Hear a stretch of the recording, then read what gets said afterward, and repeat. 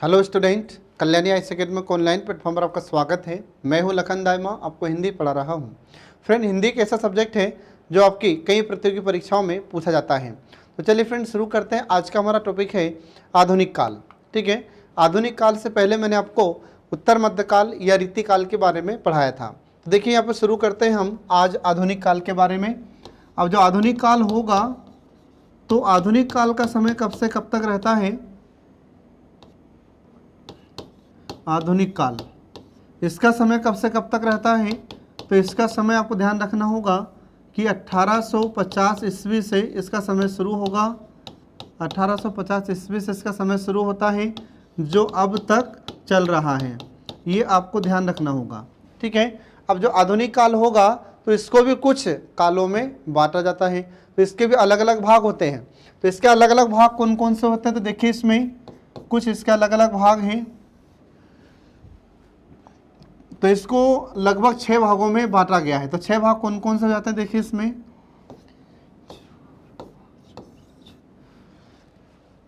तो इसका पहला भाग हो जाता है भारतेंदु युग। ठीक है, पहला भाग क्या हो जाएगा? इसका पहला भाग हो जाता है भारतेंदु युग। फिर इसके बाद में दूसरा समय हो जाता है इसका द्विवेदी युग। द्विवेदी युग, ठीक है, द्विवेदी युग। इसका समय कब से कब तक रहता है? सबका समय मैं आपको बता रहा हूं। इसके बाद फिर तीसरा हो जाता है छायावाद, छायावाद युग। इसके बाद फिर चौथा हो जाता है प्रगतिवाद, प्रगतिवाद। पांचवा हो जाता है प्रयोगवाद, पांचवा हो जाता है प्रयोगवाद। और जो छठवा होता है, तो छठवा का नाम हो जाता है नई कविता। छठवे का नाम होता है नई कविता। अब इनका सबका मैं आपको समय भी बता देता हूं कि इनका सबका समय कब से कब तक है। तो देखिए यहाँ पर जो पहला मैंने आपको बताया भारतेंदु युग, तो इस भारतेंदु युग का समय कब से कब तक रहता है? तो देखिए यहाँ पर इसमें भारतेंदु युग का जो समय है, तो इसका समय 1850 से शुरू होगा। फ्रेंड याद रखना, 1850 ईस्वी से शुरू होगा, जो कि कब तक रहेगा? ये 1900 ईस्वी तक रहता है। 1900 ईस्वी तक इसका समय रहता है, और ये आपको ध्यान रखना होगा। इसका नाम भारतेंदु युग क्यों रखा जाता है? क्योंकि भारतेंदु हरिश्चंद्र इस समय के प्रमुख साहित्यकार थे, और इन्हीं के नाम पर इसका नाम भारतेंदु युग रखा गया है। फिर इसके बाद में दूसरा आता है द्विवेदी युग। तो द्विवेदी युग का समय कब से कब तक रहा है? तो आपको ध्यान रखना है कि यह 1900 ईस्वी से शुरू होगा, जो कि कब तक रहता है? तो 1918 ईस्वी तक इसका समय रहता है। ये आपको ध्यान रखना होगा। कई बार तो क्या होता है कि एग्जाम में इनका समय आपसे पूछ लिया जाता है। ठीक है, अब इसके बाद फिर अगला आ जाता है छायावाद युग। छायावाद युग का समय, इसका समय 1920 तक रहेगा, इसका द्विवेदी युग का। तो द्विवेदी युग का समय 1920 तक। फिर इसके बाद में आगे आ जाता है छायावाद युग। ठीक है, द्विवेदी युग का समय कब से कब तक रहा है? 1900 से लेकर 1920 तक। फिर छायावाद युग का समय कब से शुरू हो जाता है? तो इसका समय 1918 ईस्वी से शुरू हो जाएगा। तो ये कब तक चलेगा फिर? तो ये चलेगा 1936 ईस्वी तक। ये आपको ध्यान रखना होगा। फिर इसके बाद जब प्रगतिवाद होता है, तो प्रगतिवाद का समय कब से शुरू होगा? तो इसका समय 1936 से शुरू हो जाएगा। कब से? 1936 से शुरू होगा, जो कि कब तक चलेगा? तो ये 1943 ईस्वी तक चलता है, जो आपको ध्यान रखना होगा। फिर इसके बाद में अगला आ जाता है प्रयोगवाद। तो प्रयोगवाद का समय कब से कब तक रहता है? तो इसका समय 1943 ईस्वी से शुरू होगा, जो कब तक चलता है? ये 1951 तक रहता है। ये आपको इसका समय ध्यान रखना होगा। फिर इसके बाद में अंत में आता है नई कविता। तो नई कविता का समय कब से कब तक रहता है? तो इसका समय 1951 से लेकर अब तक। ठीक है, 1951 से अब तक ये इसका समय चल रहा है। तो ये आपको ध्यान रखना होगा फ्रेंड। तो इस प्रकार से हम देखते हैं कि जो आधुनिक काल होता है, तो आधुनिक काल को इतने काल में या इतने युगों में इसको बांटा गया है। अब आप चाहें तो आप इसका एक स्क्रीनशॉट भी ले सकते हैं। मैं थोड़ा सा साइड में हो जाता हूँ।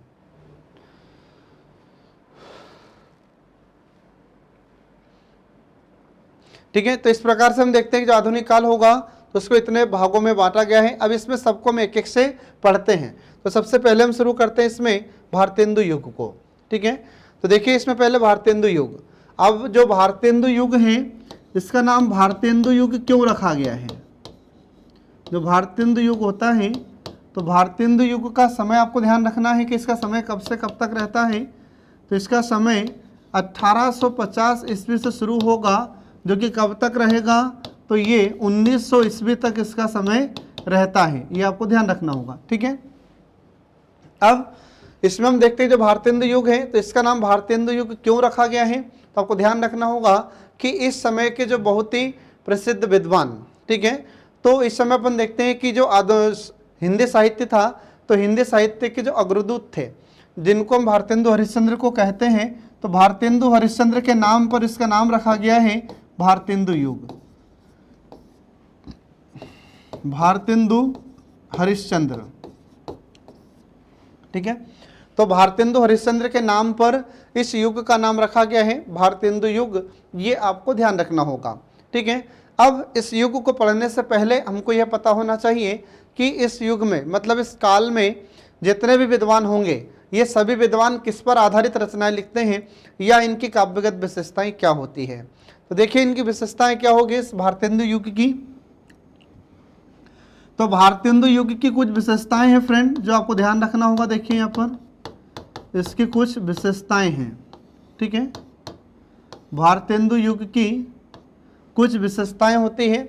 तो इसकी विशेषताएं कौन कौन सी हैं ये यहाँ पर अब हम शुरू कर रहे हैं। ठीक है, तो देखिए इसमें इनकी कुछ विशेषताएं हैं। तो पहली विशेषता हो जाती है इनकी नव जागरण। ठीक है, पहली विशेषता होती है नव जागरण। अब ये नव जागरण का मतलब क्या हो जाएगा कि इस समय जो भी लोग होंगे तो उनको जागरूक करने के लिए रचनाएं लिखी जाती हैं। ठीक है, जैसे हम देखेंगे कि हमारे भारत में भारतेंदु हरिश्चंद्र ने एक रचना लिखी थी जिसका नाम था भारत दुर्दशा। तो भारत दुर्दशा जब इन्होंने रचना लिखी भारतेंदु हरिश्चंद्र ने, तो लोगों को जागरूक करने के लिए इन्होंने यह रचना लिखी थी, क्योंकि उस समय अंग्रेजों का समय था। अब जो भारतेंदु युग है तो इसका समय कब से कब तक रहा है? 1850 से लेकर 1900 तक। अब इस समय कोई मोबाइल तो थे नहीं, इंटरनेट सुविधा तो थी नहीं, और नहीं कोई मोबाइल थे, न फेसबुक, इंस्टाग्राम, व्हाट्सएप, कुछ नहीं था। ठीक है, और उसके बाद फिर समाचार पत्र भी कहाँ तक चलते थे? बहुत कम लोगों तक। आज भी हम देखते हैं कि 2022 में कितने लोग समाचार पत्र पढ़ते हैं, ग्रामीण क्षेत्र में कितने लोग पढ़ते हैं, ग्रामीण क्षेत्र की बात छोड़िए शहरी क्षेत्र में कितने लोग समाचार पत्र पढ़ते हैं? मुश्किल से 100 में से 50% लोग पढ़ते होंगे समाचार पत्र, 50% नहीं पढ़ते हैं। तो जब उस ज़माने में हम देखें तो उस ज़माने में समाचार पत्र कहाँ पढ़ते थे लोग, तो उनको पता कैसे चलेगा? तो फिर इन्होंने एक रचना लिखी थी भारत दुर्दशा। भारत दुर्दशा में इन्होंने भारत की पूरी रचना, भारत की जो भी स्थिति थी उसका वर्णन कर दिया। ठीक है, फिर इसके बाद में जो जो अंग्रेज भारतीयों पर अत्याचार करते थे तो उस पूरे अत्याचार को उन्होंने अपनी भारतीय दुर्दशा, भारत की दुर्दशा नामक रचना में उतार दिया, पूरा सब कुछ लिख दिया। जब लोगों ने उनको उस रचना को पढ़ा तो लोगों को गुस्सा आना शुरू हुआ और लोग क्या होने लगे, अब जागरूक होने लगे। तो ये नव जागरण के लिए रचनाएं लिखते थे, ये पहली विशेषता हो गई। फिर इसके बाद में इसकी दूसरी विशेषता क्या हो जाती है? तो दूसरी विशेषता इनकी हो जाती है श्रृंगारिकता। इनकी दूसरी रचना क्या हो जाती है? श्रृंगारिकता। इसका मतलब ये हो जाता है कि इस समय जो भी रचनाकार रचना लिखेगा तो अपनी रचनाओं में श्रृंगार का वर्णन जरूर करेगा। मतलब जो श्रृंगार रस होता है तो श्रृंगार रस का वर्णन उसमें जरूर करता है। अब जो श्रृंगार रस होगा तो श्रृंगार रस में क्या होगा कि नायक नायिका के मिलन और उनके बिछड़ने संबंधी प्रेम का वर्णन किया जाता है, जो आपको ध्यान रखना होगा। ठीक है फ्रेंड, इसके बाद फिर अगली विशेषता क्या हो जाती है? तीसरी विशेषता हो जाती है भक्ति भावना। अब भक्ति भावना किसकी? तो भक्ति भावना को जगाना, मतलब लोगों के अंदर अब देश के प्रति भक्ति भावना को जगाना है। क्योंकि इस समय हम देखते हैं कि 1857 में क्रांति हो चुकी है। 1857 का युद्ध भारत में हो चुका है जिसमें हम लोग हार चुके थे और अंग्रेज विजयी हुए थे। ठीक है, तो फिर इस समय हम देखते हैं कि जो रचनाएं लिखी जाती है तो उसमें देश के प्रति भक्ति भावना को बढ़ावा देने के लिए रचनाएं लिखी जाती थी। तो ये आपको इसमें ध्यान रखना होगा फ्रेंड। इसके बाद फिर अगली इसमें विशेषता क्या हो जाती है, तो अगली इसकी विशेषता हो जाती है कि सामाजिक चेतना। सामाजिक चेतना का मतलब क्या हो जाएगा कि जो समाज के लोग थे उनको जागरूक करना है, क्योंकि उस समय हम देखते हैं कि हमारा भारतीय समाज अधिक पिछड़ा हुआ था, तो भारतीय समाज के लोगों को कैसे जागरूक करें, तो इसलिए इन्होंने रचनाओं में सामाजिक चेतना को बढ़ावा दिया था। तो कुल मिलाकर बात ये थी कि हमारे भारतीय जो समाज था उसको जागरूक करने के लिए रचनाएं लिखी जाती थी, इसको हम कहते हैं सामाजिक चेतना। आज हम देखते हैं कि सामाजिक चेतना के साधन क्या है हमारे भारत में, तो जो मुख्य साधन है वे हैं हमारे समाचार पत्र, हमारे इसके बाद में जितने भी समाचार चैनल हैं, न्यूज़ चैनल हैं, इसके बाद टीवी है, रेडियो है, मोबाइल है, इंटरनेट है, ये सब क्या है सामाजिक चेतना के साधन हैं। कुल मिलाकर जो मीडिया होता है ये समाज को जागरूक करता है, समाज को चेतना को बढ़ावा देता है या सामाजिक चेतना को बढ़ावा देता है मीडिया। तो उसी प्रकार हम देखते हैं कि ये जो कवि थे उस समय के, ये सामाजिक चेतना को बढ़ावा देते थे। अब इसके बाद फिर अगला क्या है इसमें, तो अगली विशेषता ये थी कि इस समय हम देखते हैं कि जो समस्याएं होती थी, तो ये लोग क्या करते थे, जो सामाजिक समस्याएं होती थी तो सामाजिक समस्याओं पर आधारित ये रचनाएं लिखते थे कि समाज की समस्या क्या है, तो उस समस्या को उजागर करने के लिए रचनाएं लिखते थे। ठीक है, फिर इसके बाद में अब सामाजिक समस्या के बारे में तो उन्होंने लिख दिया, फिर इस सामाजिक समस्या की पूर्ति कैसे होगी, तो फिर ये क्या करते थे, अपनी रचनाओं में सामाजिक समस्या की पूर्ति के संबंध में भी रचनाएं लिखते थे। तो जो आपको ध्यान रखना होगा, सामाजिक समस्या, ठीक है, तो पहले तो ये क्या करेंगे, सामाजिक समस्या का वर्णन करेंगे और फिर इस सामाजिक समस्या की पूर्ति कैसे होगी इसके बारे में भी ये लोग बताते थे। ठीक है, इसके बाद फिर और अगली विशेषता क्या हो जाती है, तो इसमें इन्होंने रीति निरूपण के बारे में भी लिखना शुरू किया था। रीति निरूपण, ठीक है फ्रेंड, मतलब क्या है कि जो रीति काल था, तो जो रीति काल में रचनाएं लिखी जाती थी उसका कुछ अनुसरण इस काल में भी किया गया था, इसको हम कहते हैं रीति निरूपण। ठीक है, तो इस प्रकार से हम देखते हैं कि जो भारतेंदु युग था, तो भारतेंदु युग की ये सब विशेषताएं होती हैं। हो सकता है एग्जाम में आपसे पूछ लिया जाए कि भारतेंदु युग की विशेषताएं कौन कौन सी है, तो ये सभी विशेषताएं आपको ध्यान रखनी होगी। ठीक है, अब इसके बाद में आगे बढ़ते हैं कि जो भारतेंदु युग है, तो भारतेंदु युग का नाम भारतेंदु युग वास्तव में क्यों हुआ, इसका कारण ये था कि भारतेंदु हरिश्चंद्र ने इस समय एक लेखक मंडल तैयार किया था। आ रहा समझ में, भारतेंदु हरिश्चंद्र ने क्या किया था, तो हिंदी साहित्य को बढ़ावा देने के लिए इन्होंने अपना एक लेखक मंडल तैयार किया था। ठीक है जी, आपको ध्यान रखना होगा, तो भारतेंदु हरिश्चंद्र ने एक लेखक मंडल तैयार किया था, इसी को भारतेंदु मंडल के नाम से जाना जाता है। तो एग्जाम में अगर आपसे क्वेश्चन पूछा जाता है कि लेखक मंडल क्या था या भारतेंदु मंडल क्या था, इसमें आपको ध्यान रखना होगा कि इस भारतेंदु मंडल में या लेखक मंडल में, तो भारतेंदु हरिश्चंद्र ने कई लेखकों को एकत्रित किया, भारतेंदु मंडल के नाम से इसे जाना जाता है। इसमें क्या हुआ था, तो भारतेंदु हरिश्चंद्र ने कई लेखकों को जागरूक किया और उनको कहा कि हम एक मंडल तैयार करते हैं और हम अपनी अपनी रचनाएं लिखेंगे, जिससे हमारे भारत के देश के जितने भी लोग हैं, भारतीय देश के जितने भी लोग हैं, सभी लोग जागरूक होंगे। हमें समाज को जागरूक करना है। अगर हम समाज को जागरूक नहीं करेंगे तो हमारे देश में ये जो अंग्रेज लोग हैं अत्याचार करते रहेंगे। तो इनके अत्याचार को खत्म करने के लिए, देश को आज़ाद कराने के लिए ये अपनी रचनाओं में सभी वर्णन करते थे। तो लोगों को कैसे जागरूक किया जाए इसके बारे में ये लोग रचनाएं लिखते रहते थे। ठीक है, तो ये आपको ध्यान रखना होगा। तो भारतेंदु हरिश्चंद्र ने अपना एक लेखक मंडल तैयार किया, इसी लेखक मंडल को भारतेंदु मंडल के नाम से जाना जाता है। ठीक है, इसी कारण से भारतेंदु हरिश्चंद्र के नाम पर ही इस युग का नाम रखा गया था भारतेंदु युग। अब भारतेंदु हरिश्चंद्र ने जब एक रचना लिखी थी भारत की दुर्दशा, तो उसके कारण इनको जेल जाना पड़ा था एक बार। किसको? भारतेंदु हरिश्चंद्र को। तो उन्होंने इसमें ऐसा क्या लिख दिया था, तो भारतीयों पर अंग्रेजों के द्वारा जो अत्याचार किया जा रहा था, तो इस अत्याचार को भारत की दुर्दशा नामक पुस्तक में भारतेंदु हरिश्चंद्र ने पूरा लिख दिया था, जिसके कारण अंग्रेज सरकार नाराज होती है और इनको जेल में बंद कर दिया जाता है। हालांकि कुछ समय के बाद इन्हें फिर छोड़ भी दिया जाता है। तो ऐसे ही जो इनका लेखक मंडल था, तो लेखक मंडल ने भी इसमें रचनाएं लिखना प्रारंभ किया अब इसमें हम देखते हैं कि कौन कौन से विद्वान इसमें आ जाते हैं। तो सबसे पहला नाम तो आपको यही ध्यान रखना होगा, भारतेंदु हरिश्चंद्र का। ठीक है, पहला नाम तो इन्हीं का आ जाता है, भारतेंदु हरिश्चंद्र का। तो भारतेंदु हरिश्चंद्र इसमें प्रमुख होते हैं क्योंकि इन्होंने ही इस लेखक मंडल को तैयार किया था, तो प्रमुख व्यक्ति यही थे इसमें। फिर इसके बाद में दूसरा नाम किसका आता है, तो आपको ध्यान रखना होगा बद्रीनारायण चौधरी। बद्रीनारायण चौधरी, जो बद्रीनारायण चौधरी है इन्हीं को ही प्रेमघन भी कहा जाता है।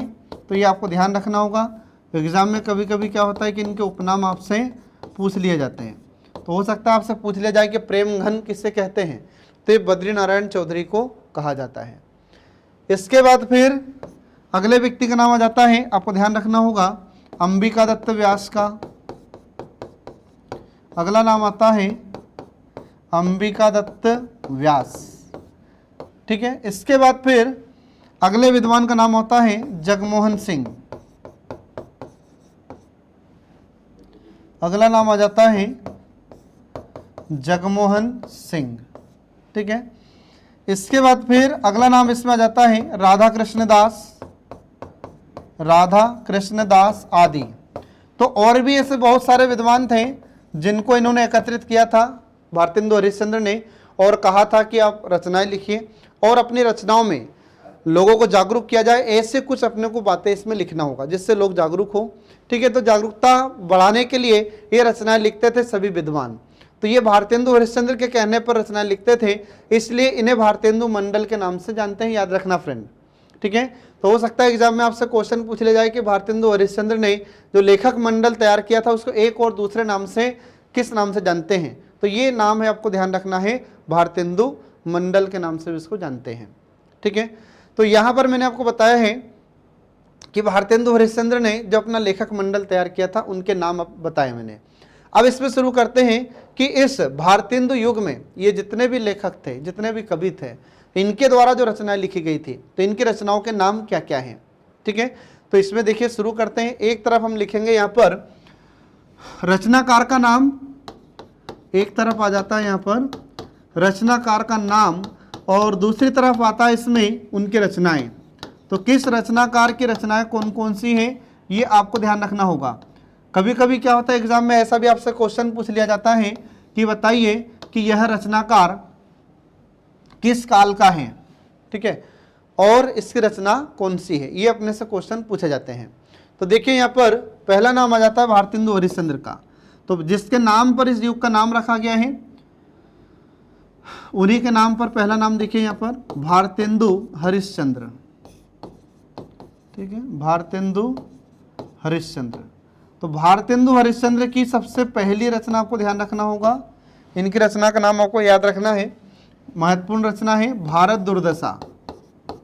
भारत दुर्दशा ये इनकी प्रमुख रचना है, इसी के कारण इनको अधिक प्रसिद्धि प्राप्त होती है।